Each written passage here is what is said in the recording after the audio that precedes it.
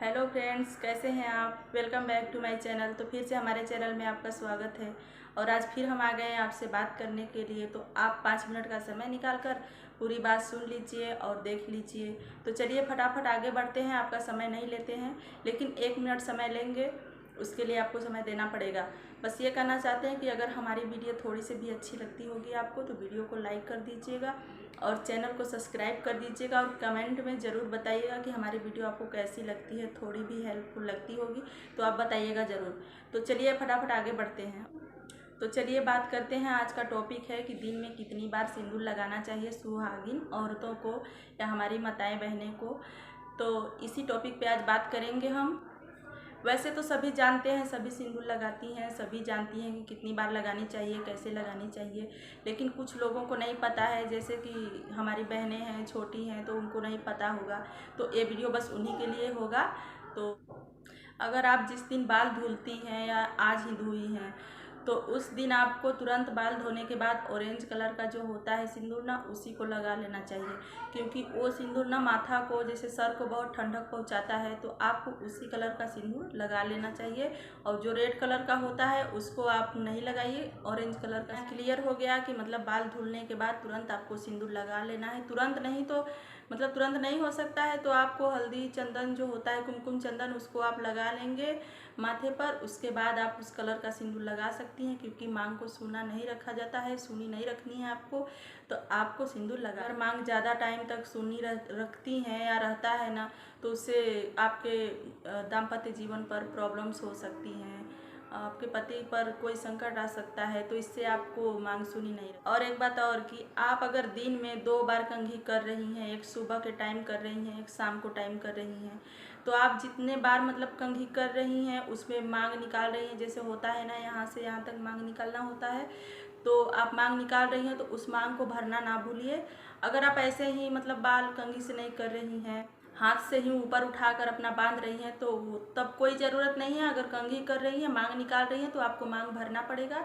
मतलब भर सकती हैं, कोई ज़बरदस्ती नहीं है। और हाँ, आप कोशिश करिए कि मतलब रात में सिंदूर ना लगाएं तो ही ठीक है, क्योंकि रात में सिंदूर नहीं लगाया जाता है।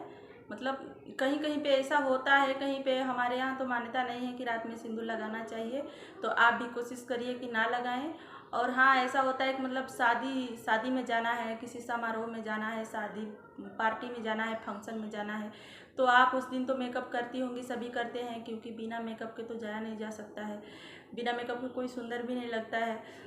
तो उस सबसे बड़ा उस समय मेकअप जो होता है वो सिंदूर ही होता है। तो आप सिंदूर लगा सकती हैं, थोड़ा सा क्या, अच्छे से लगा सकती हैं सिंदूर, कोई प्रॉब्लम। और आपको इतना भी पता होगा, जैसे गांव में होती हैं, घर में नानी दादी या बड़ी बुजुर्ग होती हैं, वो कहती है ना कि किसी का जूठा सिंदूर नहीं लगाना चाहिए या अपना सिंदूर किसी को नहीं देना चाहिए। तो आपको इस बात का ध्यान रखना है कि आप अपना सिंदूर किसी को मत दीजिए, ना ही किसी को लगाइए। और हम एक बात और कहना चाहते हैं कि मतलब अपना जो सिंदूरदानी है वो किसी को ना दीजिए, उसको अपने पास ही हमेशा हमेशा के लिए रखिए, किसी को भी नहीं दिया जाए।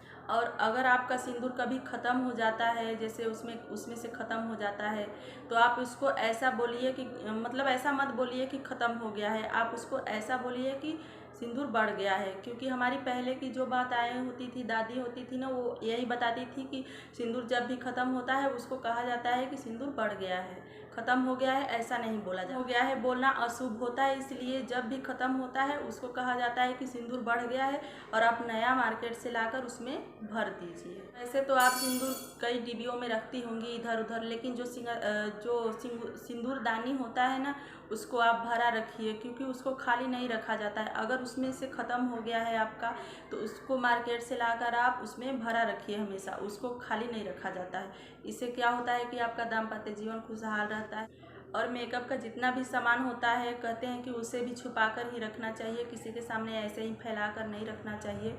उसको अच्छे से सुरक्षित जगह पे अपने सिंगारदानी में अच्छे से मतलब छुपा कर रखना चाहिए। मेकअप का सामान ऐसे वैसे बिखेर कर नहीं रखना। और एक बात और आपसे हम कहना चाहते हैं कि जो अपना सिंदूरदानी होता है ना, जो मतलब शादी के समय जो वहाँ पे गया होता है, तो वो सिंदूरदानी होता है, उसको हमेशा भरा रखिए और किसी के सामने ऐसे ही मत रखिए। उसको हमेशा छुपा कर, कपड़े से बांध कर या लपेट कर कहीं अच्छे जगह पे, सुरक्षित जगह पे रखना चाहिए। ये थी सिंदूर से जुड़ी बहुत ही इम्पोर्टेंट जानकारी, जो कि पहले की रीति रिवाज है, परंपरा है।